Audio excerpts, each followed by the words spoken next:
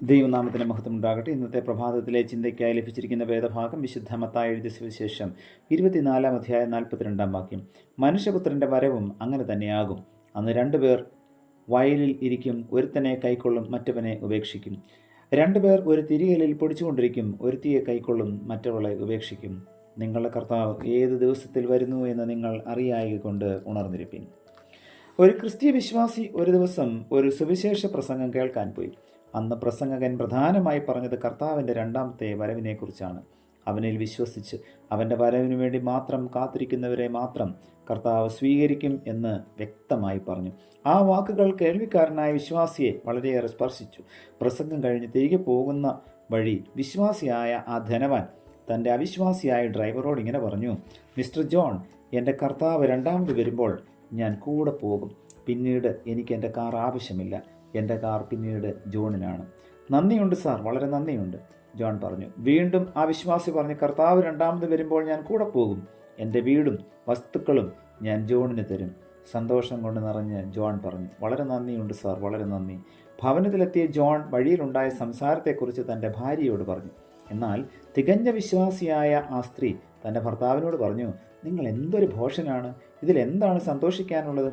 കർത്താവ് രണ്ടാമത് വന്നു കഴിഞ്ഞാൽ തിരഞ്ഞെടുക്കപ്പെടുന്നവരെ താൻ നിത്യ സൗഭാഗ്യത്തിലേക്ക് കൊണ്ടുപോകുന്നു. ഈ ലോകത്തിലെ സമ്പാദ്യങ്ങൾ വിട്ട് അവനോടുകൂടെ പോകുന്നതാണ് സന്തോഷമായിട്ടുള്ളത്. ജോൺ കാര്യമായി ചിന്തിക്കാൻ തുടങ്ങി. ഒടുവിൽ കർത്താവിനോടുകൂടെ തനിക്കും പോകണം എന്നവൻ തീരുമാനിച്ചു. പിറ്റേ ദിവസം രാവിലെ ജോൺ കാറിൻ്റെ ഉടമസ്ഥൻ്റെ വീട്ടിൽ ചെന്ന് അദ്ദേഹത്തോട്: സാർ, എനിക്ക് സാറിൻ്റെ കാറും വീടും വസ്തുക്കളും ഒന്നും വേണ്ട, എനിക്ക് തരാം എന്ന് പറഞ്ഞതിന് നന്ദി.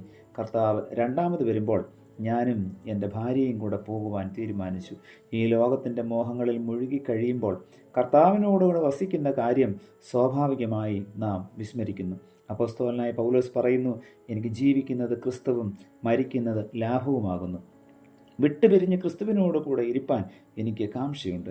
ക്രിസ്തു വീണ്ടും വരുന്നതിനെക്കുറിച്ച് പൗലോസ് ഇങ്ങനെ പറയുന്നു: ഇനിയും എത്രയും അല്പകാലം കഴിഞ്ഞിട്ട് വരുവാനുള്ളവൻ വരും, താമസിക്കുകയില്ല.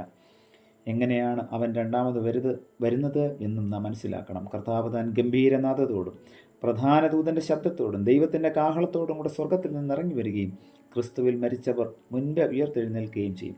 പിന്നെ ജീവനോടെ ശേഷിക്കുന്ന നാം അവരോടൊരുമിച്ച് ആകാശത്തിൽ കർത്താവിനെ എതിരേൽപ്പാൻ മേഘങ്ങളിൽ എടുക്കപ്പെടും.